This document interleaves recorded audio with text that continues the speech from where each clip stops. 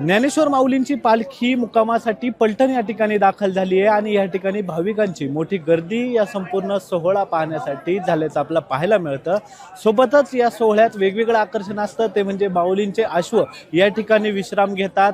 सोबतच माऊलींच्या पालखीला खांदा देणारे जे बैल आहेत ते देखील या ठिकाणी विश्राम घेतात, त्यांचं देखील लोक दर्शन घेतात। मात्र कुतूहलाने एका गोष्टीचं लोकांना जे असतं ते आश्चर्य असतं, त्याचे फोटोज काढण्यासाठी लोक त्याच्या भोवती गर्दी करतात, तो म्हणजे माऊलींचा रथ। आपण जर पाहिलं तर या ठिकाणी ज्ञानेश्वर माऊलींचा जो रथ आहे, ज्यावर माऊलींच्या पादुका स्वार होऊन जे आहेत त्या पालखीच्या पंढरपूरच्या दिशेने निघतात, तोच रथ या ठिकाणी वेगवेगळ्या फुलांनी सजवला जातो। त्याचं जी सजावट आहे ती रोज केली जाते। अशा प्रकारचा हा रथ हा मुख्य आकर्षण या पालखी सोहळ्यातला असतं।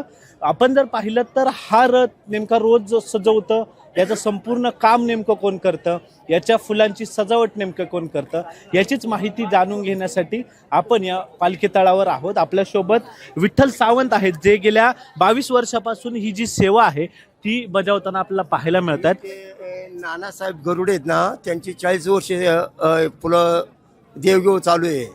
माझी स्वतः मी इथे 22 वर्ष झाले इथे। माऊली, मला सांगा की ही फुलांची संपूर्ण सेवा तुम्ही करता, पूर्ण रथ सजवायला तुम्हाला सर्वांना किती वेळ लागतो? जवळजवळ आहे ना 2-2.5 वाजता पूर्ण रथ सजवायला।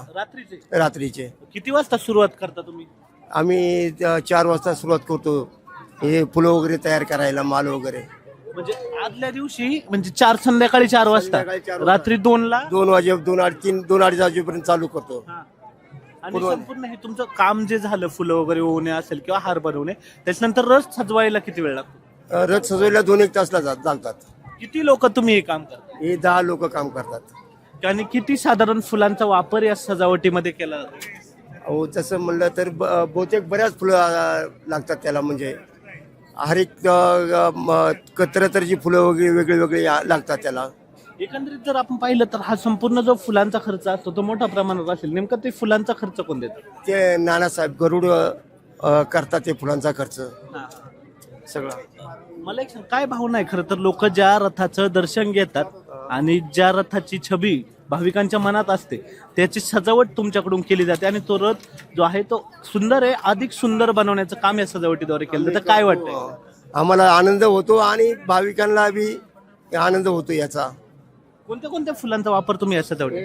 गोंडा, आर्केड, कार्नेशन, शेवंती, जरबरा अशी अनेक तऱ्हेची फुलं, तुळस। गाव कोणतं तुमचं? गाव विरम, तालुका खेड। मला एक गोष्ट सांगा, साधारण किती एका वेळेस रथ सजवायला किती रुपये साधारण खर्च येतात?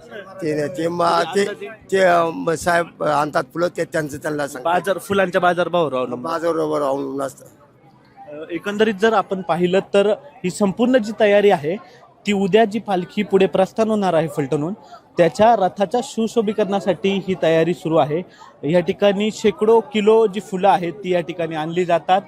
ती आदल्या दिवशी सायंकाळी 6 वाजल्यापासून या ठिकाणी त्याचा हार बनवणे किंवा ती विणणे, धाग्यात त्याला व्यवस्थित त्याचं विणकाम करून त्याची माळ बनवणे, याची जी सुरुवात आहे ती या ठिकाणी होते। रात्री 2 वाजता संपूर्ण